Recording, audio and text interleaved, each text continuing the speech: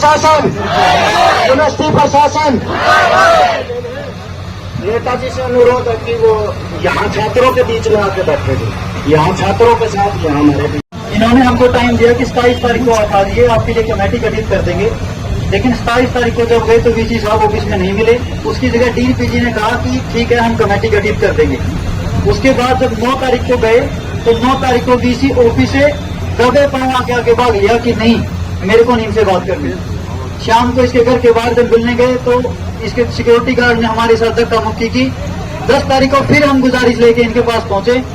10 तारीख को सुबह जब इसके ऑफिस के बाहर गए तो सिक्योरिटी गार्डों ने मिलके 5-5, 10-10 सिक्योरिटी गार्डों ने मिलके एक बच्चे को पीटा, बहुत थप्पड़ मुक्के मारे, घसीटा, बाल बिखाड़ दिए, शर्ट फाड़ दी। इसका विरोध और स्कॉलरशिप का विरोध करने के लिए शाम को जब बच्चे इसके घर के बाहर शांति पीरियड से धरना दे रहे थे तो कम से कम 15-20 टीचर, 35 से 40 सिक्योरिटी गार्ड सबने मिलके बच्चों के सर पे लाठियों से प्रहार कर दिया।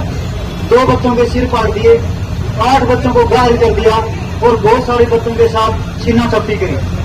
उसके बाद अगले दिन जब बच्चे हॉस्पिटल में गए अपनी MLR कटवाने तो डॉक्टर ने भी इनके साथ जालसाजी करने की कोशिश की। जो वो 9 सेंटीमीटर का था, 9 टांके आए थे जिसमें उसको सिर्फ 0.5 सेंटीमीटर दिखाया गया। हमारे खिलाफ झूठा केस किया इन्होंने, जबकि इनके सिक्योरिटी गार्ड की झूठी MLR रिपोर्ट हमसे पहले काटी गई। जब SP ऑफिस में गए तो SP ने भी हम पे दबाव बनाने की कोशिश की और हमको धमकी दी कि अगर उनके 8 बच्चों उनको 8 को लेके आऊंगा तो तुम्हारे 16 को लेके आऊंगा।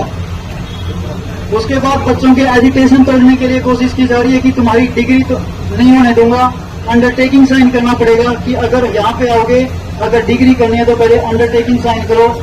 लड़कियों को हॉस्टल में धमकाया जा रहा है, वहां जाओगे तो आपकी डिग्री नहीं होने देंगे। लड़कों के और लड़कियों के कैरेक्टर पे सवाल उठाया जा रहा है और दबाया जा रहा है। हर दिन यहाँ पे जा रहा है 163 लगा दी बच्चों के ऊपर, फिर जो उठाए गए इल्जाम लगा दिया कि बच्चों ने एग्जाम देते टाइम अवरोधन पैदा किया। हम कहते हैं कि अगर 163 के अंदर अवरोधन पैदा किया तो उसी टाइम गिरफ्तार कर लेते।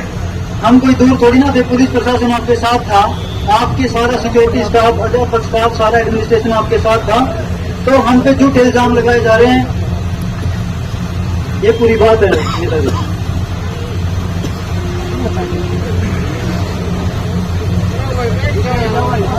मैं चाहूंगा हमारे बीच में हमारे आदरणीय व माननीय अभय सिंह चौटाला जी जो इंडियन नेशनल लोकदल के राष्ट्रीय अध्यक्ष है, और ये वो नेताजी है जिन्होंने किसान आंदोलन के दौरान किसानों के समर्थन में इस्तीफा भी दे दिया था विधायक के पद।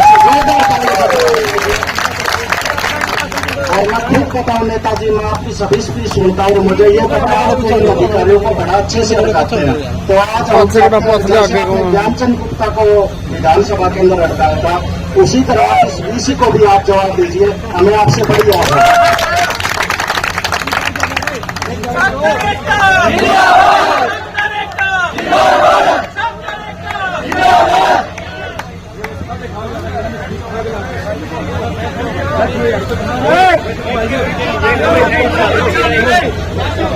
आदरणीय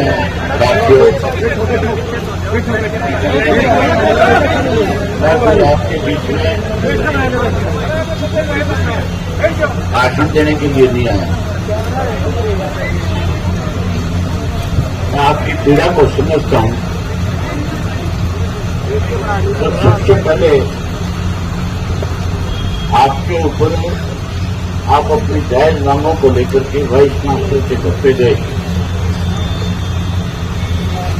यहाँ वाइस चांसलर को आप लोगों के साथ बैठ करके बात करनी चाहिए थी, आपकी समस्या को सुन करके उसका समाधान करना चाहिए था,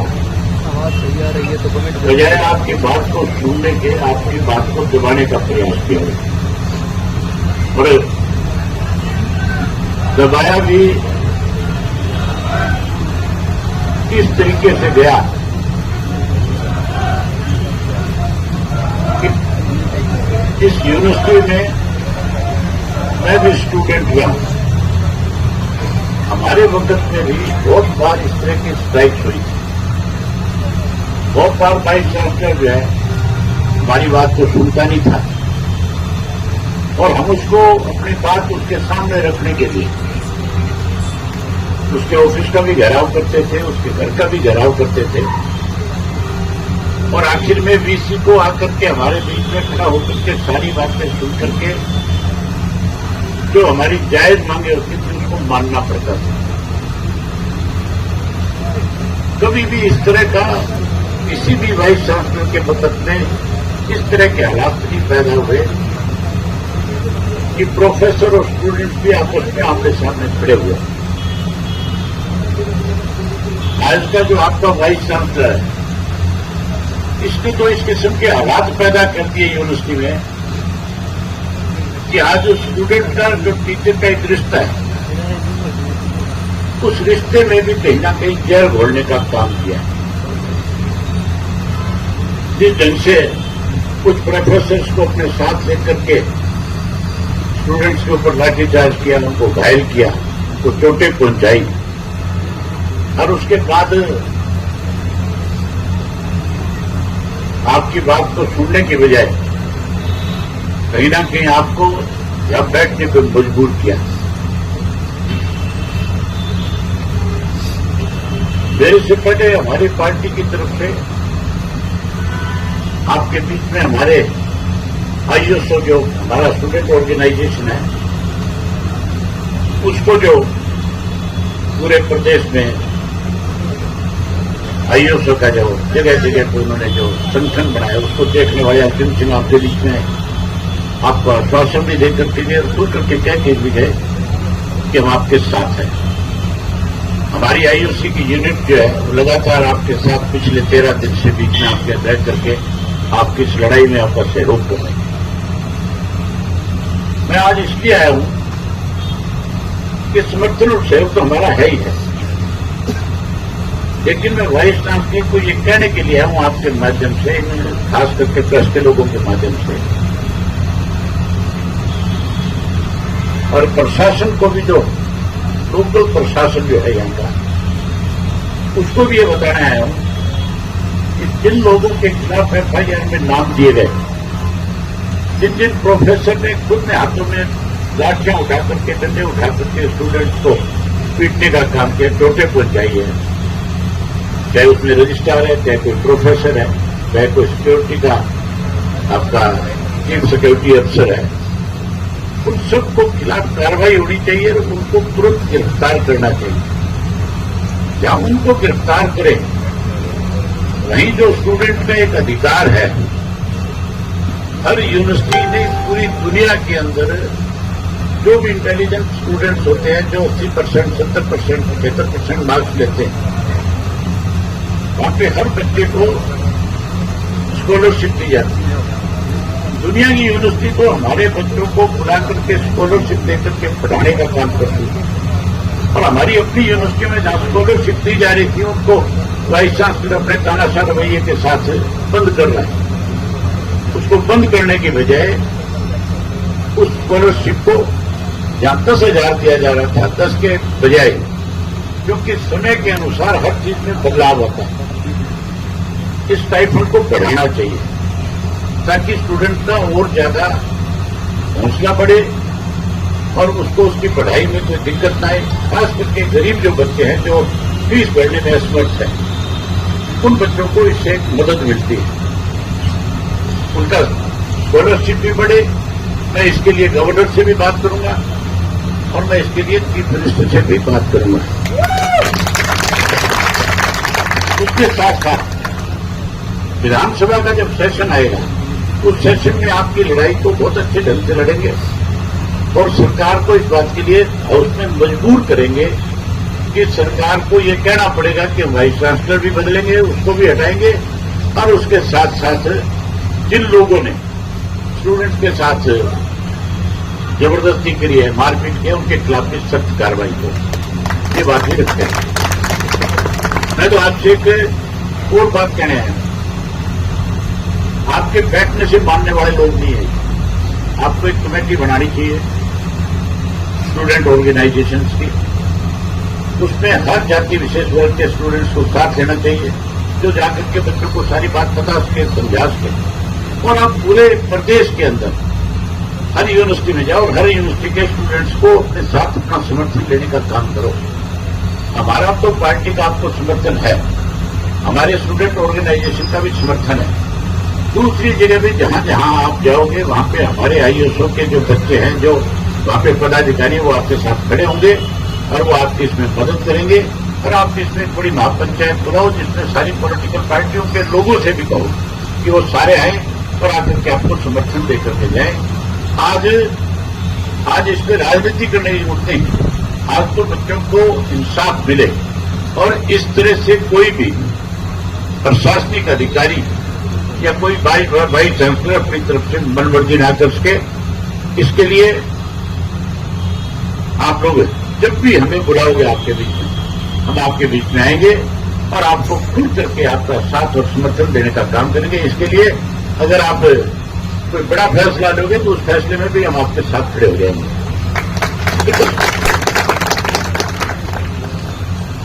क्या है?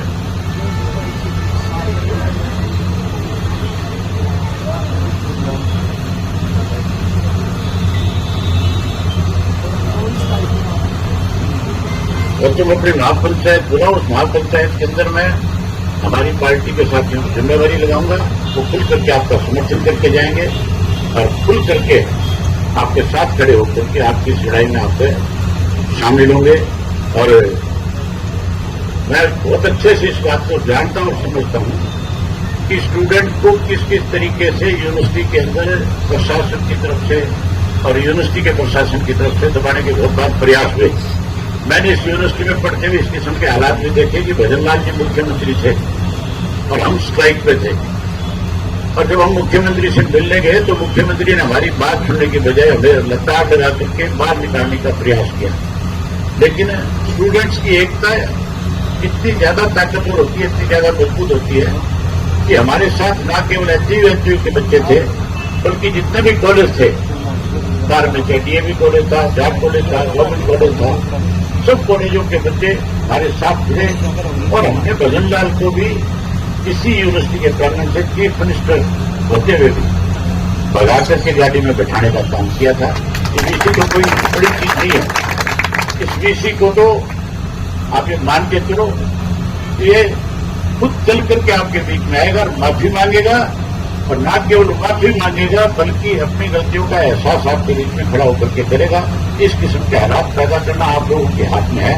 आप पूरे प्रदेश भर में जाओ और प्रदेश भर से स्टूडेंट्स का समर्थन लो, सारी पॉलिटिकल पार्टियों के पास जाओ। भाजपा की नीति रही है हमेशा से कि लोगों को लंबे समय तक एजिटेशन पे बैठा करके कमजोर करना। आपने देखा नहीं, किसान आंदोलन को तोड़ने के लिए इन्होंने एक हद तक उनको बैठने पर मजबूर किया था, लेकिन उनकी ताकत इतनी बड़ी हो गई थी, उनको इतने बड़े समर्थन मिल गए थे कि आखिर प्रधानमंत्री को भी मजबूर होना पड़ा था, उसको भी माफी मांगनी पड़ी थी देश के किसान से। आप सब जगह जाओ, अपना समर्थन दो। तो इसके महापंचायत में भी आप सब राजनीतिक दलों को बुलाओ, ताकि आज बारी बारी से जो है ये कहा जाता है कि ये राजनीतिक आंदोलन हो जाएगा। इसमें क्यों हमारे बच्चे नहीं पढ़ते? हर पार्टी के हर वर्ग के बच्चे आज यूनिवर्सिटी के स्टूडेंट है नहीं है, सारे पढ़ते नहीं पढ़ते। हमारे बच्चों पे कोई किसी तरह से इस तरह से जबरदस्ती करे तो क्या हमारी जिम्मेवारी नहीं बनती कि हम आपके साथ आकर के खड़े हो? तो आप निश्चित रहो, हम आपके साथ हैं। इसके लिए जितना भी आपको उतनी हम आपकी मदद करेंगे, हर तरह की मदद करेंगे और आपके आंदोलन को ताकत मिले। इसके लिए मैं अपने पार्टी के सब साथियों की जिम्मेवारी भी लगाऊंगा।